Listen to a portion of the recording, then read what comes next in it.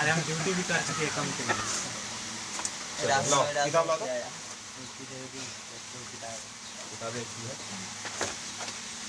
सरलीकरण चैप्टर में हम लोग कैसे कला बना लिए हैं? 64 नंबर देखो, 64 नंबर प्रश्न पढ़ेंगे और हल करेंगे। 64 में है उबाल बिंदु पानी का ताप 212 डिग्री फ़ारेनहाइट। अगर देखो पानी उबल जाता है, मालूम कितना डिग्री पर? 212 डिग्री फ़ारेनहाइट या अथवा 100 डिग्री सेल्सियस होता है। सेल्सियस में क्या कहेगा? 100 डिग्री सेल्सियस, लेकिन फ़ारेनहाइट में क्या कहेगा? 212 डिग्री पर। तो मैंने बोलता है फ़ारेनहाइट मापक है, जिसकी मापक जैसे मीटर, फीट, सेंटीमीटर। तो मीटर जानते हैं सर, फीट क्या है? तो वो मापने का एक यंत्र है या साधन है। सेंटीमीटर में भी नाप सकते हैं, किलोमीटर में भी नाप सकते हैं। टेम्परेचर किसी को नापना है तो सेल्सियस में भी नाप सकते हैं और फ़ारेनहाइट में भी नाप सकते हैं। हाँ, थर्मामीटर में फ़ारेनहाइट रहता है कि अरे 100 हो गया, 100 डिग्री, 100 डिग्री सेल्सियस नहीं, 100 डिग्री फ़ारेनहाइट। अगर 100 डिग्री सेल्सियस तो उबल, खून भी उबलने लगता, मालूम कर पोके पड़ जाएगा। पानी 100 डिग्री पर कितना गर्म हो जाता है? और तू 100 डिग्री सोचता होगा। सेल्सियस अलग हुआ, फ़ारेनहाइट अलग। हाँ, सेल्सियस हुआ अलग और फ़ारेनहाइट अलग हुआ। 1 मीटर अलग हुआ, 1 फीट अलग हुआ। 1 मीटर में 2-3 फीट आ जाता होगा, है कि ना? 3 फीट। हाँ, 3 फीट आ जाता। उसी प्रकार 1 सेल्सियस में एना के 100 है तो 212 है, मतलब 1 होगा तो 2 से कुछ होगा, 2.12 ना। 1 सेल्सियस बराबर कितना हो गया? 2.12। तो इतना है। तो बोलता है पानी के जमा बिंदु पर इसका ताप, अगर मान लो गर्म होता है, गैस बनता है तो कितना डिग्री पर? या तो 212 डिग्री फ़ारेनहाइट या 100 डिग्री गैस बनने का है। और जब जमाव होगा, जब पानी जम जाता है तो कब जमता है? 0 डिग्री सेल्सियस, 0 डिग्री पर जम जाता है। अब फ़ारेनहाइट में क्या बोलेगा? 32 डिग्री फ़ारेनहाइट, है कि ना? तो ये दोनों बराबर है। अब बतलाओ, यदि किसी दिन जलवायु का तापमान कितना है? 35 डिग्री सेल्सियस। ध्यान दो, कोई है 35 डिग्री सेल्सियस, तो बतलाओ इतना बराबर कितना डिग्री फ़ारेनहाइट? एफ में क्या मान होगा? अगर सेल्सियस इतना है तो एफ में क्या मान होगा? तो वही पूछ रहा है कि एफ में क्या मान होगा। तो इसका फार्मूला क्या होता है? F minus 32/9।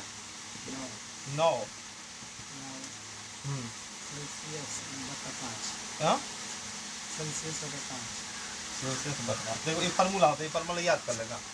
एगो एफ का मान और सी का मान, इतना मान है। अगर सेल्सियस में दे दिया 35 डिग्री तो पूछेगा इतना बराबर कितना फ़ारेनहाइट। कभी फ़ारेनहाइट बोल देता है कितना सेल्सियस। तो यहाँ तो 2 इनमें से 2 में कोई देते तो ध्यान दो, यहाँ क्या एफ माइनस 32/9। सी का मान कितना है? 35/5 है ना। तो क्या मतलब है? 7 मतलब है। एफ माइनस 32 बराबर 9 सते 63। एफ का मान कितना होगा? 63 प्लस 32 बराबर कितना हो गया? 95 डिग्री। कितना हो जाएगा? 95 डिग्री। 95 डिग्री फ़ारेनहाइट एफ में है। 95 उधर उसको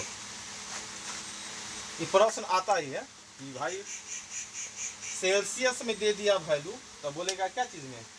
फ़ारेनहाइट में। और फ़ारेनहाइट में दे दिया तो सेल्सियस में, है कि ना। ये तो ऊपर लिख दिए है तरह। तो जब प्रश्न में दे लेता, ये प्रश्न में अगर ये हमको याद नहीं हो तो ये हमको ये फार्मूला याद है तो बन जाएगा। ऊपर का 2 तो इसी दे दिया तुमको टाइम पास के लिए। ऊपर का 2 जो वैल्यू दिया ऐसे जानकारी के लिए, प्रश्न ऐसे भी आता है कि 100 डिग्री सेल्सियस बराबर क्या डिग्री फ़ारेनहाइट का? 212। और 0 डिग्री सेल्सियस बराबर कितना डिग्री फ़ारेनहाइट का? 32 डिग्री फ़ारेनहाइट।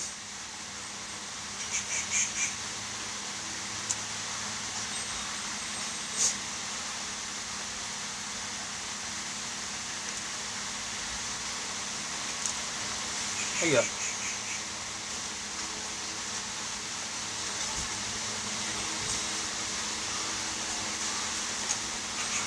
65 नंबर देखो, 65 नंबर प्रश्न है कि 225 मीटर लंबा रोड है। रोड 225 मीटर लंबा रोड के बराबर में बराबर दूरी पर 26 पेड़ लगाया गया। इस दूरी के आरंभ तथा अंत में पेड़ लगाया था। 2 क्रमांक पेड़ के बीच की दूरी कितना मीटर है? और बराबर बराबर दूरी पर पेड़ लगा, इसी तरह पेड़ लगते हुए अपना लग गया। और दो पेड़ के बीच गैप कितना है? नहीं ना, वो पूछ ही रहा है। अब बोलता है कि 26 को पेड़ लगाया गया। क्या को पेड़ लगाया गया? 26 को पेड़ लगाया गया। तब बदलाव दो पेड़ के बीच में कै मतलब क्या कितना गैप है? इसे को नॉर्मल प्रश्न पूछे। 10 मीटर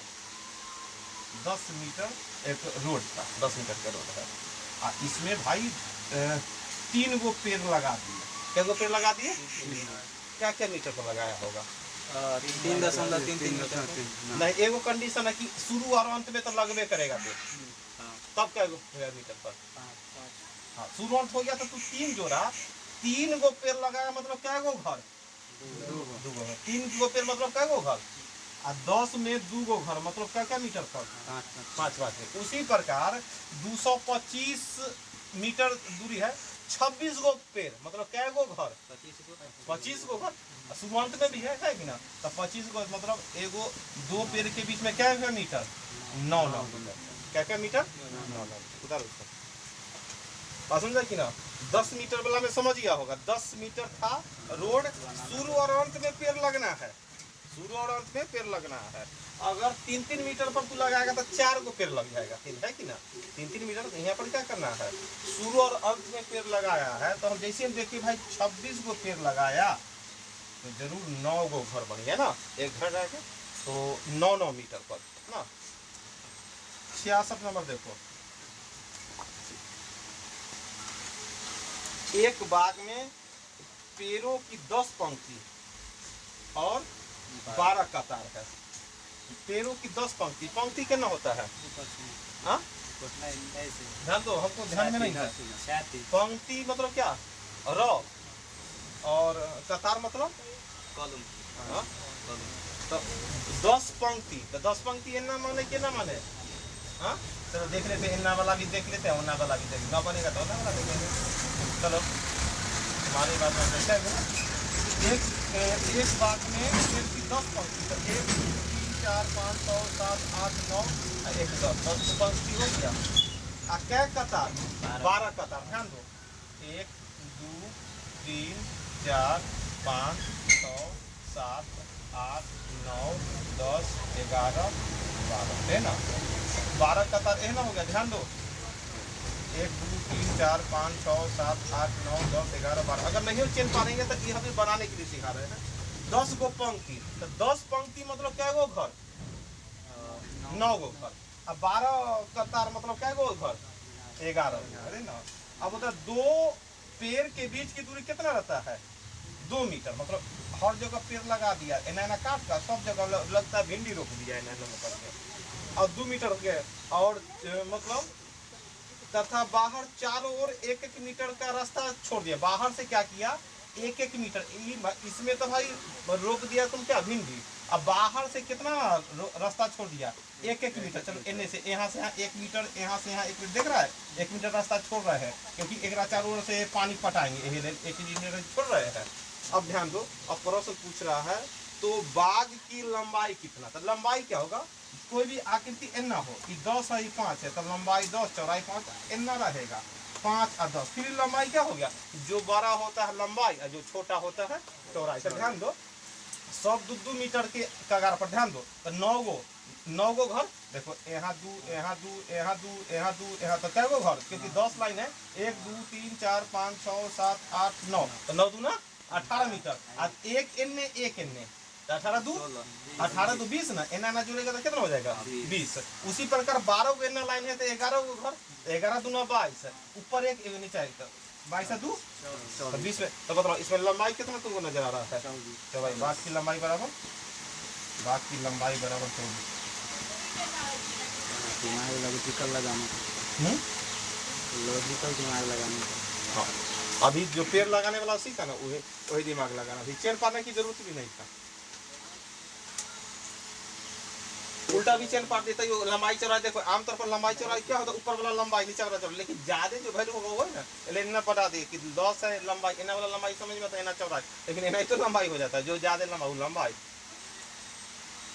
इससे पहले क्या था कि 10 गो लाइन, तू चित्र बनाएंगे तब बनाएगा नहीं सर, 10 लाइन है तो 9 गो घर, तो 9 दूना 18 है, 11 12 गो लाइन है तो 11 दूना 22, एक एक छोड़ा तो 34 है, उन्हें 20, समझा कि ना। एकदम चित्र इसलिए बना दिया ना, थोड़ा समझ लो। ऐसे पहले पेड़ वाला से समझ ही लिया है कि भाई 26 गो पेड़ लगाए हैं तो 25 गो घर। 67 नंबर, 67 नंबर देखो प्रश्न पढ़ना है। देखो इस प्रश्न क्या होगा, अब पढ़ के बनाना होगा। हम लोग क्या कहते हैं कि प्रश्न जैसे आगे जरूर हार्ड होगा, लेकिन हार्ड नहीं रहता। अब हमको इसी से आदत डालना है कि ना। प्रश्न लिखा हुआ 67, किसी संख्या में 7 जोड़कर, ध्यान दो कोई संख्या है तोरा मालूम नहीं है तो सबसे पहले संख्या मान लो x, जोड़ना उड़ना है तो इसलिए क्या मानिए संख्या x। लो संख्या x में क्या कर दिए 7 जोड़ दिए और जोड़ को 5 से गुना करो, तो 5 से गुना करेंगे। अगर जोड़ का 5 से गुना करना है इसलिए इतना कोष्ट लगा दिए। अगर कोष्ट न लगाते तो मालूम चलता सिर्फ 7 से गुना हुआ, जोड़ वाला में ना गुना हुआ। जोड़ के 5 से गुना करना है इसलिए इसको क्या कर दिए कोष्ट में लगा दिए, तब जाकर दोनों में गुना हो रहा है। अगर सीधा कोष्ट न लगाता तो मालूम चलता है सिर्फ 7 में गुना हो रहा है, 1 से लगे रहता। जोड़ का 5 से गुना करने के बाद प्राप्त गुणनफल, प्राप्त एक ना गुणनफल होगा, उसमें क्या करना है 9 से भाग। तो चलो उसमें 9 से भाग दे दिए, 9 से भाग देकर जो भागफल में से 3 घटाने पर 9 से भाग दे दी तो जो भागफल प्राप्त हुआ, अब उसमें से जब 3 घटा लेते हैं, भागफल में से 3 घटा लेते हैं तो क्या होता है भागफल में 3 घटा शेषफल 12 प्राप्त। लो शेषफल 12 के बराबर होता है जो भी भागफल आया। जैसे ना कि भाई 20 में 4 से भाग कर दिए तो जो भी भागफल आया उसमें से 2 घटाएगा तो 3 आएगा। तो ऐसे 5 बढ़ता तो 5 में से 2 3 ना आया तो वैसे तो बोला है। तो चलो इसको हल करो, तो वही पूछ रहा है संख्या क्या, तो हल करेंगे जो आंसर आएगा इसको हम लिखेंगे। तो हल करेंगे तो क्या होगा, तीनों ने जाएगा तो x + 7 गुना में 5 और बटा में 9 क्या हो जाएगा 15। गुना में है तो 5 3 15 काट दो, x + 7 बराबर 9 3 27, x का मान क्या होगा 20। तो संख्या क्या होगा 20, उतारो।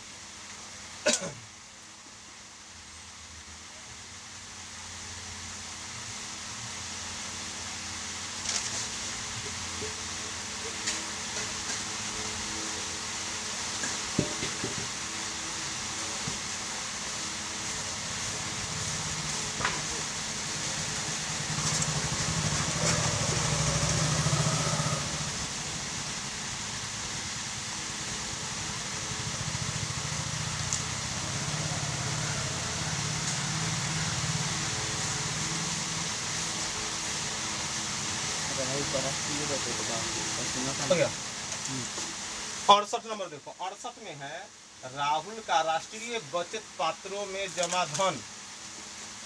ध्यान दो, एक आदमी पैसा जमा कर रहा है, समझ गया कि नहीं, ध्यान दो। राहुल का राष्ट्रीय बचत पत्र में जमा धन का 1/3 उसके भविष्य निधि खाते में जमा धन का आता है। देखो 2 प्रकार के धन है, एगो क्या करता है राष्ट्रीय बचत पत्र में जमा करता है धन, 2 प्रकार के धन। कौन कौन, राष्ट्रीय बचत पत्र, ऐसा कोई होगा जैसे LIC और ना बैंक और का नाम होता है, राष्ट्रीय बचत पत्र। तो कितना जमा किया ना मालूम, तो 100 रुपया।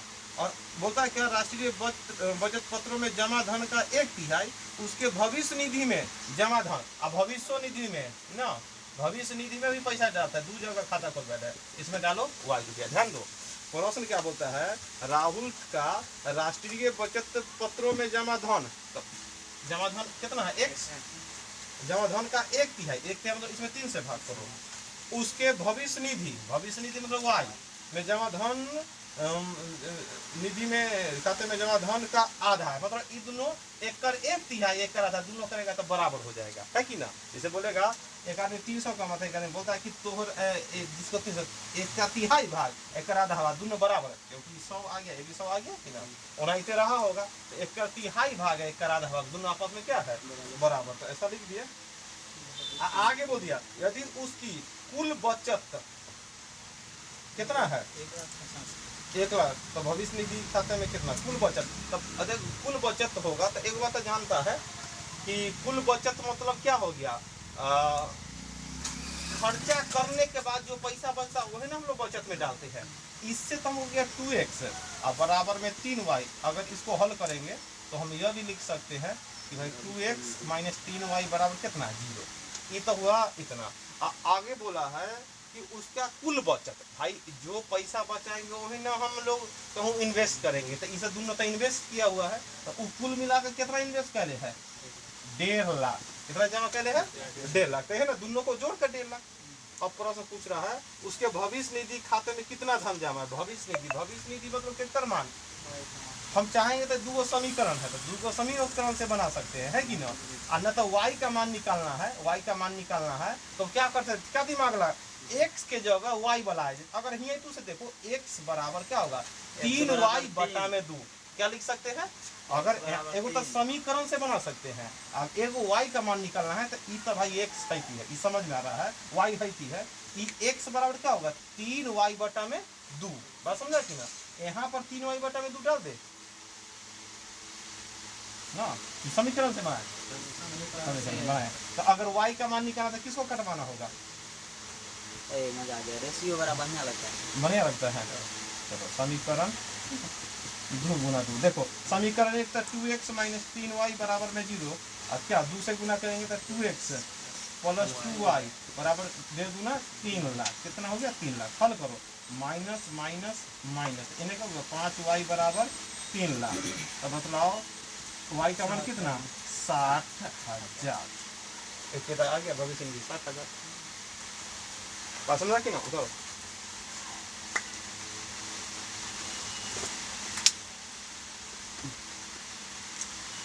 अगला प्रश्न पढ़ के बनाओ।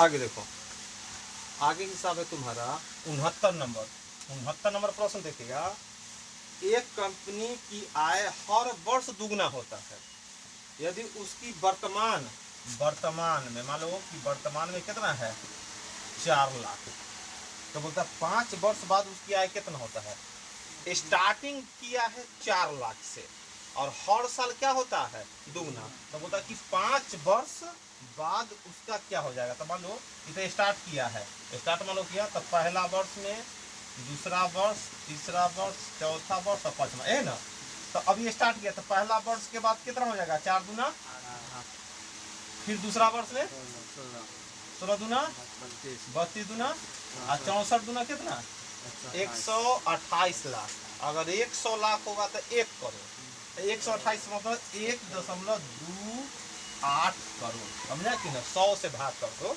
अगर 100 लाख है तो 100 से भाग किया तब ना 1 करोड़, अब 200 लाख है तो 2 करोड़, और यहाँ है 150 लाख तो 2 अंक के बाद 1.5 करोड़ ना हो गया, यहाँ 128 तो 1.28 करोड़ ना हो गया, तब उसको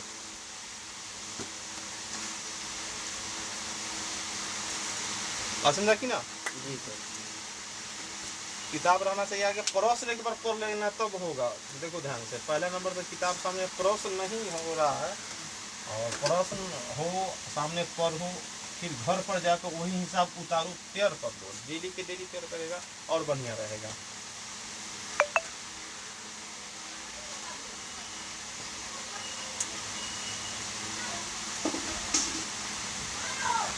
70 नंबर प्रश्न देखो, एक विद्यालय में खेल दिवस में प्रत्येक कतार में 30 छात्रों को खड़ा करते हैं। एक कतार में 30 बच्चा खड़ा हो जाओ तो वैसे 16 गो कतार बन जाता है। क्या गो कतार? एक कतार में 30 बच्चा तो क्या गो कतार? एक कतार में 30 16 गो कतार बन जाए, मतलब हम जानेंगे 480 बच्चा है ना। छात्र बराबर कितना रहा होगा? अब क्या हुआ, यदि प्रत्येक कतार में, अब बोला कि 30 गो बड़ा कसम कुसम हो रहा है, चलो रे फील्ड में, फील्ड बड़का की अब एगो में 24 से 24 गो बच्चा खड़ा होना, तब क्या गो कतार बन जाएगा? क्या करेंगे? 480 में 24 से भाग किया तो 24 दूना क्या है वो 20 कतार बन जाएगा। क्या गो कतार बन जाएगा? 20 कतार बन जाएगा। बात समझा कि ना? 10 बच्चा एक लाइन में, 3 गो कतार में, 30 गो बच्चा खड़ा हो। हम बोले अरे चलो चलो 6 गो बच्चा खड़ा होना एगो कतार में, तो क्या गो कतार लग जाएगा? 6 5 गो तो नहीं करोगे। बात समझा कि ना? कितना बना लेते हैं पता नहीं, लेकिन सर मिल जाता है ना, एकदम मिलेगा तुम्हारा, एकदम बेहतरीन दिमाग है। अब इसको रिजल्ट तक ले जाना है, एडमिट कार्ड तक लाना नहीं, रिजल्ट हो जाएगा तो हम लड्डू चढ़ाएंगे। नहीं सब होगा, उससे अपने बोलो कुछ ना खर्चा करेंगे, देखो रिजल्ट होगा, क्योंकि तुमको लगेगा अपना मेहनत से करते हैं। जो बच्चा के रिजल्ट नहीं आने वाला है, लड्डू चढ़ाने का अर्थ है कि हमसे नहीं होगा। जहिया तकला तुम्हारे अंदर में रहेगा, हे भगवान मूर्ति बनवा देंगे, ई कर देंगे, ऊ कर देंगे, वही तकला नहीं होगा। जिस समय तुमको आने लगेगा कि कुछ ना करेंगे, मतलब तुम्हारे पास आ रहा है नॉलेज, तब तुम्हारे अंदर कॉन्फिडेंस आ गया। जब तुम्हारा कॉन्फिडेंस ना रहता है तब तक सरस्वती जी जानते हैं। इससे हम लोग भी जब शुरुआत में किए ना, तो भगवान उग्रान पर फूल लगा कि कुछ पर कहीं गुजरेंगे, लेकिन जैसे जैसे नॉलेज आ गया ना, उसका बाद लगा कि आ रहा है, हो जाएगा, चाहे हम किसी को अति दे प्रॉमिस करें, प्रॉमिस उसी ले चले। हाँ चलो 71 नंबर देखो, एक प्रत्येक विद्यालय में प्रत्येक सेक्शन में 24 गो छात्र है। अब कै गो सेक्शन है? सेक्शन मतलब समझ जाओ रूम, कै गो रूम है, ABCD है ना, तो मतलब एक दूसरा, प्रत्येक सेक्शन में कै गो छात्र था? 24 है। और नए छात्र का एडमिशन हो गया तो 3 गो सेक्शन बढ़ गया।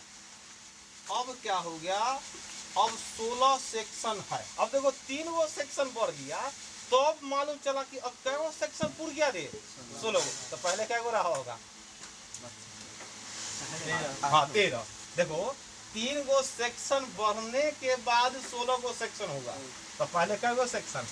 और मालूम चल गया कि शुरू में 13 गो सेक्शन था, स्टूडेंट क्या क्या गो? 24 गो। अब बोलता है कि 3 गो सेक्शन बढ़ा, तो सेक्शन क्या हो गया? 16 गो। और प्रत्येक सेक्शन में क्या गो स्टूडेंट है? अब 21 से 21 गो पढ़ता है। शुरू में कै गो सेक्शन था मालूम नहीं था, लेकिन प्रत्येक सेक्शन में कै गो बच्चा बैठ रहा था?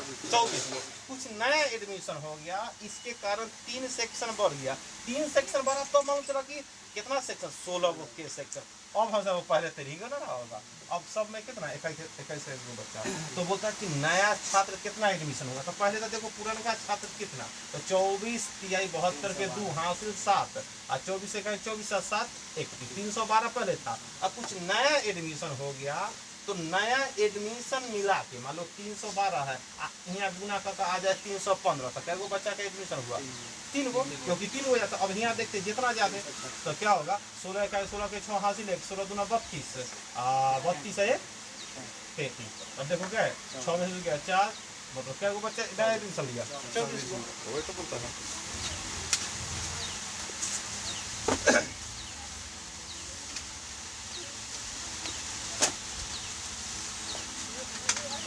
बात समझ में आ रहा कि ना? 72 नंबर प्रश्न करो, हल करो, इन्हें कि देखो तक नहीं उतारेगा, बना लिया है। द्रवीन को एक टेस्ट में, देखो द्रवीन है टेस्ट दे रहा है, पढ़ाई लिखाई वाला टेस्ट में, अंग्रेजी के प्राप्तांक, अंग्रेजी में कितना प्राप्तांक मालूम है? इतिहास के प्राप्तांक का 2.5 गुना अंग्रेजी में प्राप्त हुआ। इतिहास चलो इतिहास को मान लो x, तब ना 2.5 गुना करेगा अंग्रेजी में, तो 2.5 गुना कितना लिख सकता है मालूम है? 2.5 या 5/2 ये भी लिख सकता है। देखो 2.5x वो भी 2.5 गुना हुआ रे, और 5/2 वो भी 2.5 गुना। अब आगे बोल दिया यदि दोनों विषय में उसके कुल मिलाकर, अब बोलता है कि दोनों विषय में, जब दोनों विषय बोला कि अंग्रेजी और इतिहास में कुल मिला के उसको कितना अंक आया मालूम है?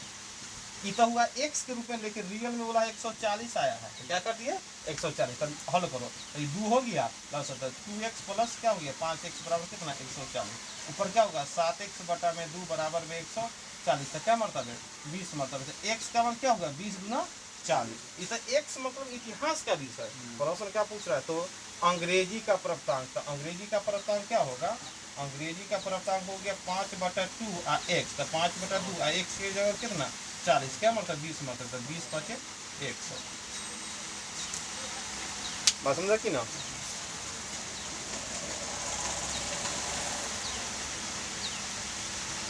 द्रविड़ को क्या हुआ, अंग्रेजी में इतिहास के तुलना में 2.5 गुना ज्यादा अंक आया है।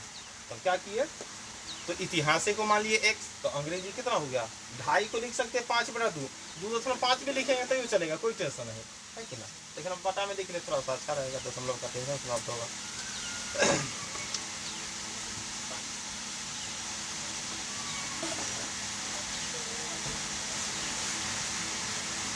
आगे 73 नंबर। एक व्यक्ति ने स्थान A से B तकला 3.5 किलोमीटर यात्रा किया। बहुत बढ़िया, देखो ध्यान से। एक आदमी क्या किया, A से B तकला कितना दूरी था 3.5 किलोमीटर यात्रा कर दिया। तब बतलाया, तब बोला कि देखो इतना 3.5 किलोमीटर यात्रा कर लिए। तब आके समझाया कि भाई हम साइकिलों से यात्रा किए, खाली ये ना कि एक ही चीज है, साइकिल और स्कूटर आप कुछ दूर पैदल भी चले, 3 तरह से यात्रा किया। कुल मिलाकर 3.5 किलोमीटर चला गया। लेकिन यात्रा क्या क्या चीज किया, पहले तो साइकिल से कितना दूरी किया यात्रा बताओ तो। साइकिल से 1.2/3 किलोमीटर। फिर क्या लिया स्कूटर, तो स्कूटर से कितना दूर चला है 1.1/6।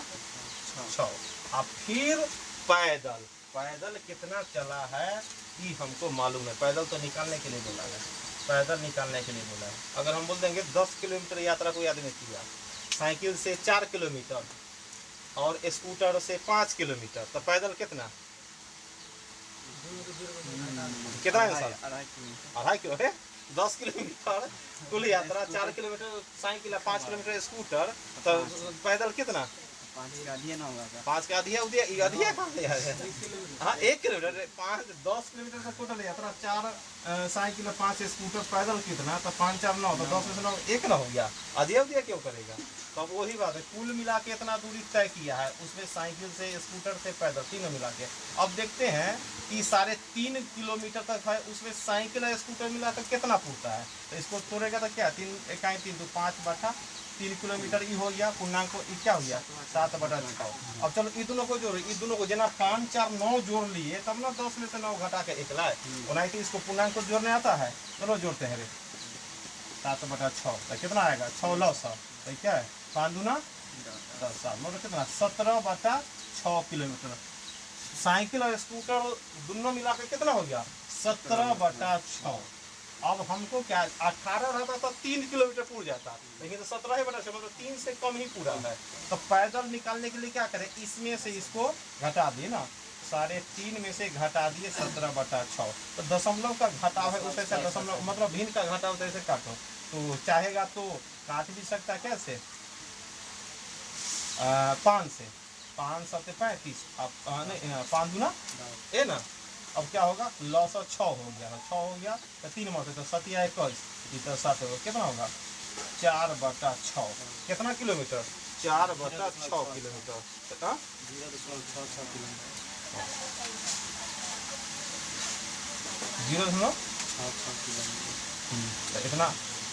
इतना ना दूरी हो गया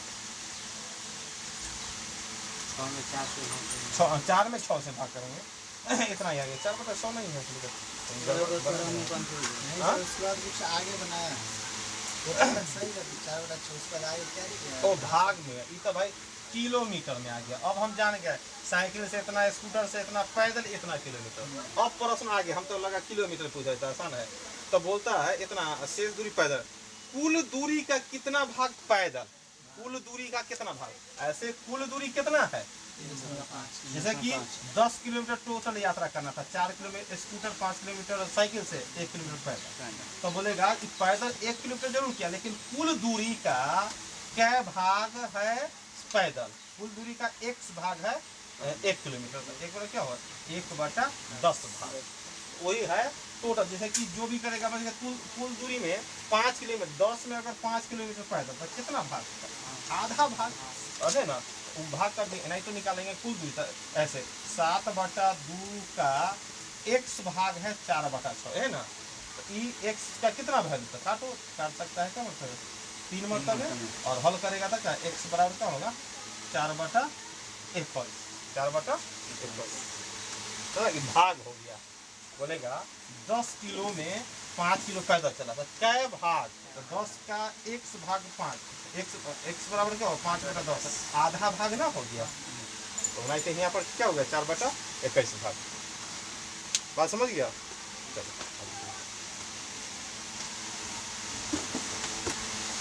पेयर वाला भी कॉपी सब दिखाएगा।